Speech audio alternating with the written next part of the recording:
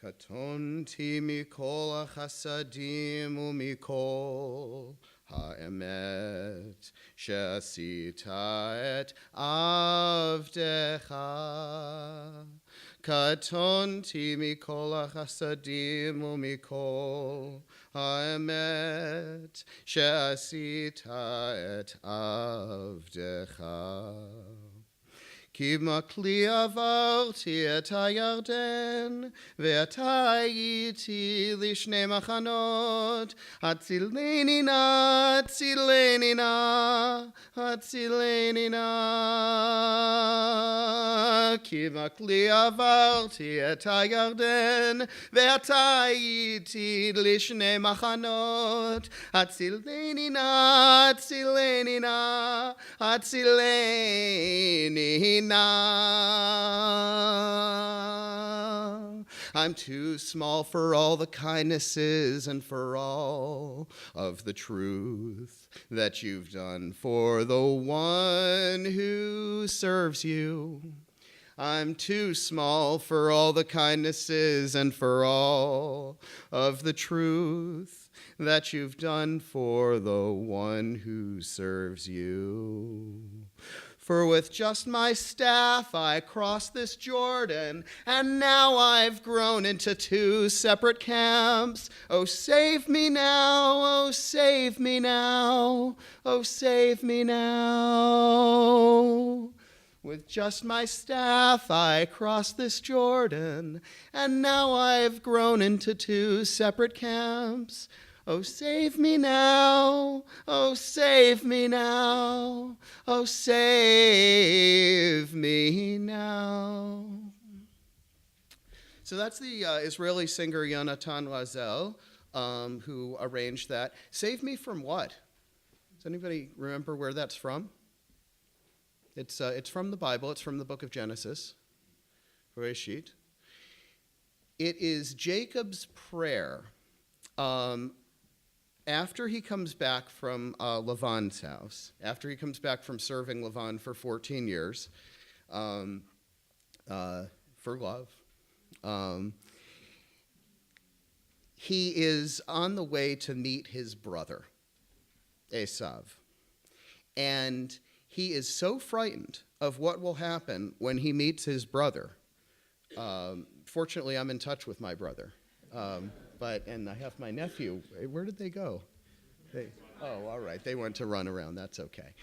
But Yaakov, was so fearful of meeting his brother that he said, we're going to divide ourselves into two separate camps. And I'm going to send everyone else kind of along. And I'll only take, just myself, maybe a couple of close people, and stay back. Because what if Esav decides to attack? And so he was at the crossing of the Jordan. He comes back to the Jordan after 14 years, and he says, I crossed this river the last time with nothing but my walking stick. And here I am again. I've grown so wealthy. And yet, the metaphor of being in two separate camps isn't just that the wonder that he felt at having so much, but it was also the fear he felt at coming back, at facing his brother, whom he had sort of cheated, if you will, out of his birthright, and out of reconciling that family and taking the risk of seeing what would happen when he faced Esav one more time. And so when Yonatan Razel ends the song, Save Me Now, well, save me from what? That's actually the beginning of the next verse in Genesis. Save me from my brother. Save me maybe from my fear of my brother. And so we in the Jewish community today, I think, are very, very rich. We're very wealthy. We have a lot. Both here and in Israel, we have very, very much. And I think we have so much to be grateful and thankful for. And when I look out today and see this beautiful community, I also feel the same way personally. So we have Jacob, and we have the Jewish community, and we have the way kind of I feel personally right now, which is just so wonderful.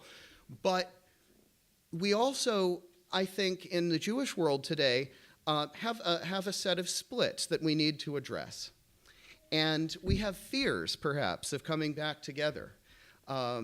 We have fears of what somebody like me might do because I'm in favor of interfaith marriage, and that's part of why we're all here in the Brown Room at Harvard Divinity School on this wonderful occasion, and not at a rabbinical school graduation. And I give thanks every day for that. But you know, our community is afraid of each other, and we're a family, and we have a family dysfunction in our Jewish community, and so we're afraid to come back together, and we say, save me from the wrath of my brother. Save me from the wrath of my fellow Jew. I pray this prayer. I mean, I'm sure that there are people who are not very happy with me that I'm up here right now at Harvard Divinity School. Save me from their wrath. It's going to be difficult for me in my career to deal with that wrath. And there's wrath, believe you me. May it be God's will that my wrath is not anything to be afraid of. I hope to make of myself more of a peacemaker than a war maker. Sometimes that's difficult when you've had some difficulty. And that's a challenge that I think we each have to deal with. So I might pray on behalf of others that we all be saved from the wrath of the other, from the wrath of the one who feels wronged. In our Torah portion, I told you it talks about mold and leprosy. And I didn't want to talk about all of the details of that. Is there some approval in the community? Can I get some approval? Is there anybody, we'll take a vote, is there anybody who would rather I talk about the details of mold and leprosy? One? Okay. A couple of my fellow students of Talmud, Thomas? Okay, well, Thomas, the other option is that we could talk about one thing the rabbis say about leprosy, and they compare the discussions in the book of Leviticus about this, sort of skin disease, and they say, no, they're not talking about a skin condition. People get sick and they get better, and that's what medicine is for. But what we're talking about is kind of a spiritual disease of a very particular nature. And if you look at the story of Miriam with Moses and Aaron, the people kind of grumble, and Miriam, Moses' sister, once again a family dispute, ends up speaking negatively about Moses, and God strikes Miriam with leprosy. Her hand was white. White as snow, white as paper, which signifies, by the way, that the white was probably not the skin color of the people in the story. The white skin was seen as it was really like a diseased kind of color. And then God, Moses prays for her, this El Na Rafa Na La prayer, and God cures Miriam. But the leprosy is connected to the negative speech for the rabbis. The disease is not the skin. The disease is the social disease of negative speech, of speaking negatively about each other, of judging people harshly for no reason, of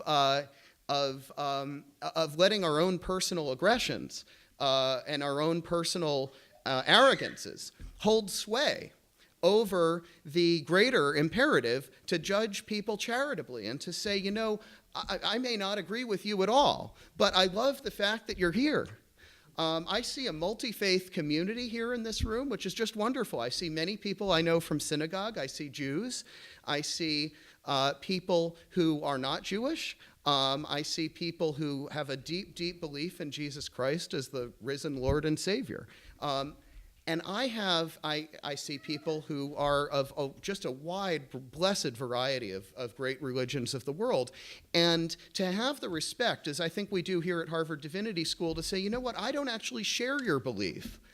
There is, I think, and Reb Zalman was absolutely right, Rabbi Zalman Schachter Shalomi, that there's a great deep well of truth that is shared by all religions, which we call deep ecumenism. And I think that's absolutely right. I think it's also right that I say, you know what, I love you as my brother, even though we don't share the same beliefs in some ways at all. Our beliefs may, in other respects, be very different. And that is, and it's so special to me to see people who are both Jewish and non-Jewish here with me today. Now, if we can do that, if we in this community can be what we are today, in a multi-faith, a multi-hair color, a multi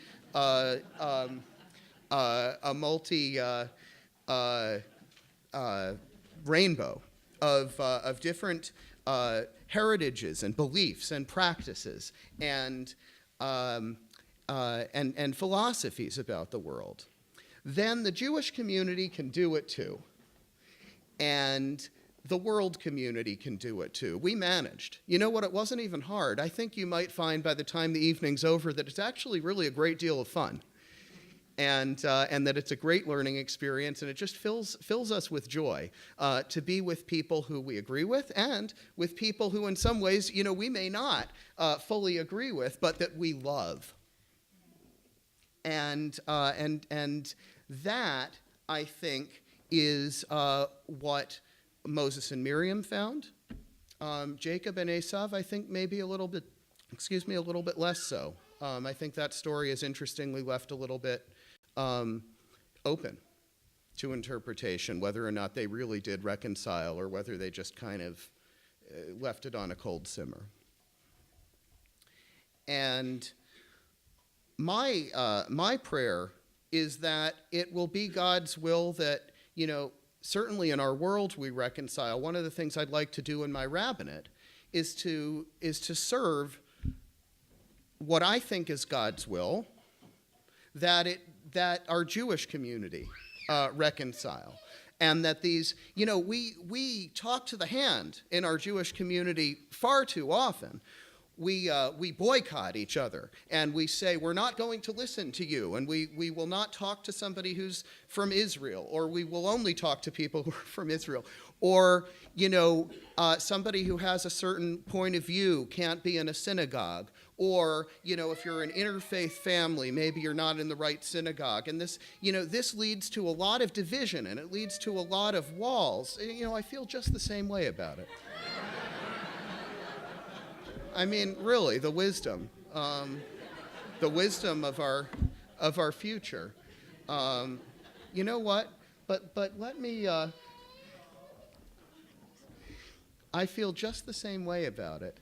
But I think that when Eli is older, I hope that we will have created a world where we don't have to fear the wrath of the other within our family, within our Jewish family, or within our world family.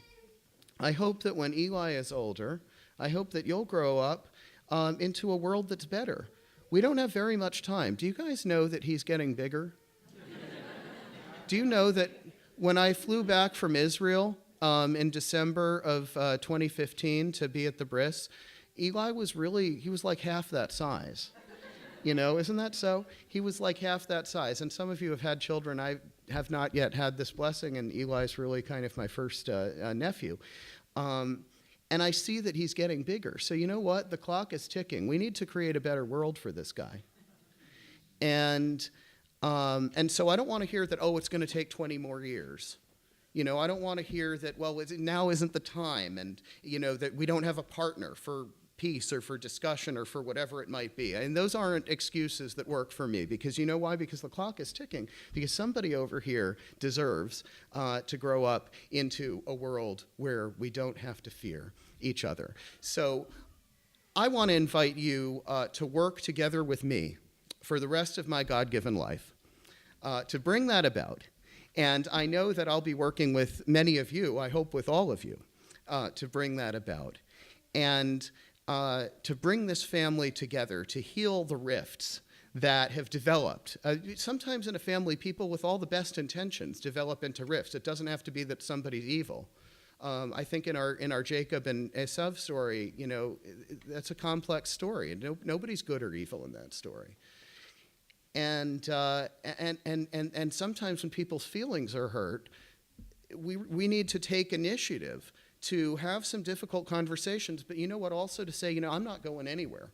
We don't have time to scratch our heads wondering why the pews are empty. I don't see empty pews here, but I know a lot of people are kind of saying, why isn't anybody coming to services on Saturday? Well, I'm not going to kick anybody out of my synagogue. Everybody's welcome. Now, each of you is welcome. You're welcome here. I'm happy that you're here. You're welcome any given time we pray together, and you're welcome in the activities that we do together. And that, I think, is the way that we're going to counteract this fear. Because we need to see each other, and we need to be with each other, and we need to work with each other. And that's how we're going to get to a world where we don't have the negative speech that's making us ill.